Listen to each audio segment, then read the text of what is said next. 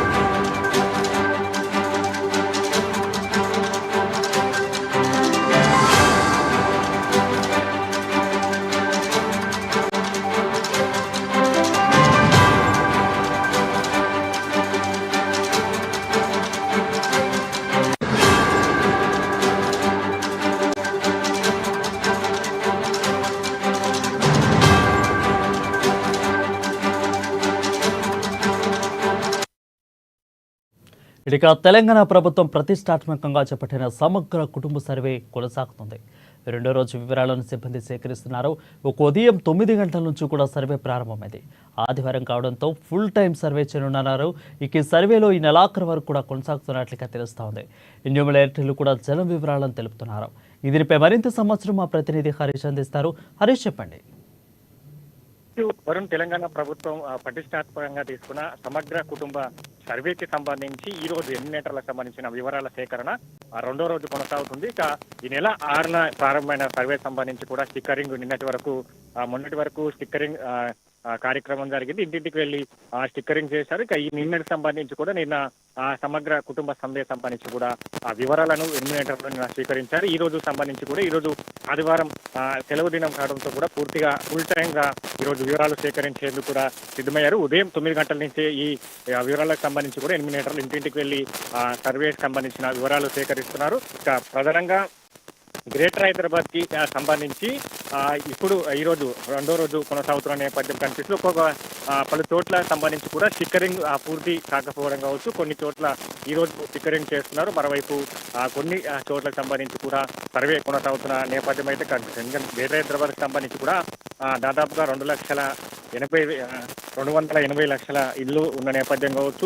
ఒక్కొక్క ఎన్యూమరేటర్లకు సంబంధించి 150 నుంచి 175 వరకు ఇళ్లను కేటాయించారు. కాబట్టి దానికి సంబంధించి కూడా స్టిక్కరింగ్ ఆలస్యంగా జరిగిన నేపథ్యం అయితే కనిపిస్తుంది. ఇక సర్వేకి సంబంధించి కూడా పూర్తిగా అనుమానాలు ఉన్నా కూడా సర్వేకి సంబంధించి వివరాలు హరీష్ అయితే ఈ రోజు ఫుల్ టైం ఉంటుంది కాబట్టి వీళ్ళకి మన టార్గెట్ ఇచ్చారా? టార్గెట్ ఏమైనా ఇచ్చినట్లు ఏమైనా తెలుస్తా ఉందా? ఎందుకంటే ఈ రోజు ఫుల్ టైం కాబట్టి. రైట్, అంటే గ్రేటర్ హైదరాబాద్ సంబంధించి కూడా ఇది పరిధి ఎక్కువగా ఉంటుంది కాబట్టి దాదాపు 280 లక్షల ఇళ్లను గుర్తించారు కాబట్టి ప్రతి ఇంటికి స్టిక్కరింగ్ చేయాలి. కొన్ని సంబంధించి కూడా అపార్ట్మెంట్స్ ఉంటాయి. అపార్ట్మెంట్ లో కూడా 4-5 ఫ్లోర్లు కలిగి ఉంటాయి కాబట్టి దానికి సంబంధించిన స్టిక్కరింగ్ ప్రక్రియ కొన్ని చోట్ల ఆలస్యంగా కొన్ని చోట్ల జరిగిన నేపథ్యం అయితే కనిపిస్తుంది. కాబట్టి ఈ రోజు సంబంధించి కూడా వైపు స్టిక్కరింగ్ చేస్తూనే వివరాలను సేకరించేందుకు అధికారులు ఆదేశించారు. దాంట్లో భాగంగా ఈ రోజు 9 గంటల నుంచి కూడా ఒకవైపు స్టిక్కరింగ్ చేస్తూ ఉన్నారు, మరోవైపు వివరాలు సేకరిస్తున్న నేపథ్యం అయితే కనిపిస్తుంది. ఇక మొత్తంగా ఈ రోజు సంబంధించి కూడా ఈ సర్వేకి సంబంధించి గ్రేటర్ హైదరాబాద్ పరిధిలోకి సంబంధించి కూడా ఈ రోజు పూర్తి స్థాయిలో అంటే నిన్న నుంచే సర్వే ప్రారంభమైంది కాబట్టి గ్రేటర్ హైదరాబాద్ సంబంధించి ఏ చోట్ల స్టిక్కరింగ్ జరగలేదు. దానిపైన కూడా ప్రత్యేకంగా పర్యవేక్షణ అధికారులకు సంబంధించి కూడా ప్రత్యేకంగా చొరవ తీసుకున్నారు. దానికి సంబంధించి కూడా స్టిక్కరింగ్ జరిపేందుకు సిబ్బందిని కూడా అక్కడ ఇతర సంబంధించిన సిబ్బందిని కూడా నియమించినట్టుగా తెలుస్తున్న నేపథ్యం అయితే కనిపిస్తుంది. ఎందుకంటే ఈరోజు ఏదైతే సండే కాబట్టి దీనికి సంబంధించి కూడా ఉదయం 9 గంటల నుంచి పూర్తి స్థాయిలో సర్వే వివరాలు ఈ 2 రోజులకు సంబంధించి కూడా గ్రేటర్ హైదరాబాద్ లో ఈ 2 రోజులకు సంబంధించిన సర్వే వివరాలకు సంబంధించి కూడా ఒక్కొక్క ఎలిమినేటర్ సంబంధించి 150 నుంచి 170 ఇళ్లు నుంచి కూడా వివరాలు సేకరించేందుకు సిద్ధమయ్యారు. ఇప్పటికే 9 గంటల నుంచి కూడా సర్వే కొనసాగుతున్న నేపథ్యం అయితే కనిపిస్తుంది. ఇక ప్రధానంగా సర్వేకి సంబంధించి కూడా జనాలు చాలా వివరాలు తెలిపేందుకు కూడా ఆసక్తి కనబరుస్తున్న నేపథ్యం అయితే కనిపిస్తుంది. ప్రధానంగా ఇప్పటికే స్టిక్కరింగ్ చేస్తున్నప్పుడు వాళ్ళకి సంబంధించిన డాటా మొత్తం ఆధార్ కార్డుతో పాటుగా ఇతరకు సంబంధించిన స్థిరాస్తులతో పాటుగా కుటుంబ వివరాలు కావచ్చు, వ్యక్తిగత సంబంధించిన వివరాలు కావచ్చు, అన్ని కోణాలు సామాజిక, ఆర్థిక, రాజకీయ ఈ అన్ని సంబంధించిన దరఖాస్తులను అందుబాటులో పెట్టుకోవాలని కూడా సూచించిన నేపథ్యంలో ఒక సర్వేకి సంబంధించి కూడా స్పీడప్ అయ్యే అవకాశాలు అయితే కనిపిస్తుంది. ఇక గ్రామీణ ప్రాంతాలకు సంబంధించి కూడా ఇప్పటికీ అక్కడ ప్రజలకు సంబంధించి కూడా వివరాలకు సంబంధించిన ఏదైతే దస్తావేజులు కూడా సిద్ధంగా నేపథ్యం అయితే కనిపిస్తుంది. రైట్ హరీష్, అయితే దాదాపు కొన్ని కులాల వాళ్ళు యొక్క సర్వేని పూర్తిగా వాళ్ళు నియంత్రించే ప్రయత్నం అయితే చేశారు. సో ఇప్పుడు 2వ రోజు జరుగుతుంది కాబట్టి వాళ్ళ డిమాండ్ గవర్నమెంట్ కూడా నెరవేర్చే దిశగా అడుగులు ఏమన్నా వేసింది అనుకోవచ్చా? వాళ్ళు అదేవిధంగా మిగిలిన అన్ని కులాల వారు అందరూ కూడా ఏ విధంగా సహకరిస్తున్నారు అసలు?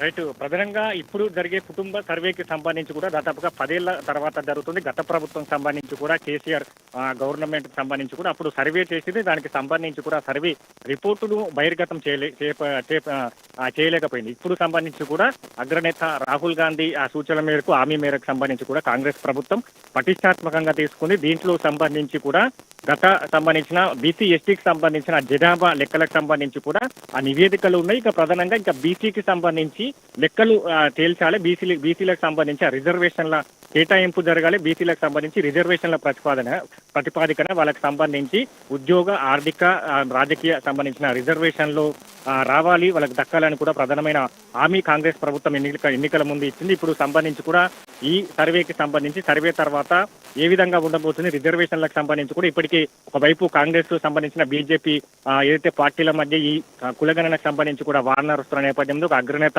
రాహుల్ గాంధీకి సంబంధించి కూడా ట్వీట్ చేశారు. తెలంగాణలో కులగణన ప్రారంభమైంది, మోడీ గారు చూడండి అని కూడా ఒక ట్వీట్ చేశారు. ఆ ట్వీట్ కు సంబంధించి కూడా ఒకవైపు బీజేపీ నేతలు విమర్శలు చేస్తున్న నేపథ్యం అయితే కనిపిస్తుంది. దానికి సంబంధించి కూడా కాంగ్రెస్ పార్టీ నేతలు స్పష్టమైన సంబంధించి కూడా వివరాలు ఇస్తున్నారు. ఎందుకంటే ఈ కులగణన జరిగితే దేశంలో సంబంధించి కూడా ఆ సామాజిక వర్గాలకు ఏ విధంగా లబ్ధి చేకూరుతుంది, ఈ కులగణన ఇన్ని సంవత్సరాలు జరగకపోవడం వల్ల వాళ్ళు కోల్పోయిన సంబంధించిన లబ్ధి కావచ్చు, వాళ్ళకి సంబంధించిన రిజర్వేషన్లు కావచ్చు, వీటన్నిటిని కూడా వివరిస్తున్నారు. పూర్తిగా ఈ కులగణనకు సంబంధించి కూడా ఒకవైపు అన్ని కుల సంఘాలు కూడా ఏదైతే దీనికి సంబంధించి కూడా మద్దతు తెలుపుతున్న నేపథ్యం కనిపిస్తుంది. ఇక ప్రధానంగా 10 ఏళ్లు అధికారంలో ఉండి 3వసారి అధికారంలోకి వచ్చిన కేంద్ర ప్రభుత్వంలో బీజేపీ ఉంది.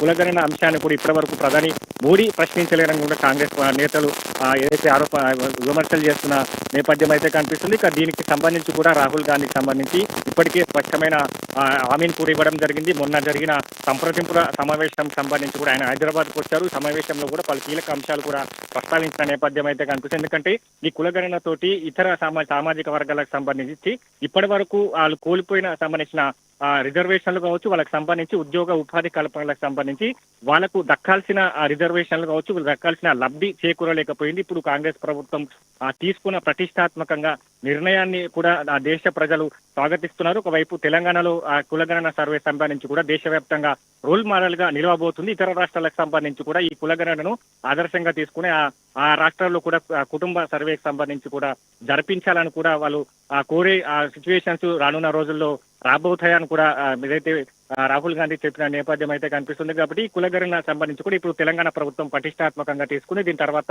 రిజర్వేషన్లకు సంబంధించి కూడా 50% రిజర్వేషన్ల అడ్డుగోడలను బద్దలు కొడతాం, 50% సంబంధించి కూడా రిజర్వేషన్లకు సంబంధించి ఈ కుటుంబ సర్వే నివేదికలకు సంబంధించి కూడా పార్లమెంట్ లో బిల్లు పాస్ చేస్తాం. రిజర్వేషన్ల అంశానికి సంబంధించి కూడా పకడ్బందీగా ఆ సామాజిక వర్గాలకు దక్కాల్సిన రిజర్వేషన్లు అన్ని కల్పించబోతుంది. కాంగ్రెస్ పార్టీ ఇచ్చిన హామీని కట్టుబడి ఉంది. ఇప్పుడు దాంట్లో భాగంగానే ఈ పటిష్టాత్మకంగా ఈ తెలంగాణలో కొనసాగుతున్నది. దీనికి సంబంధించి కూడా ఆదర్శంగా role model. Right thank you Harish for the clear updates.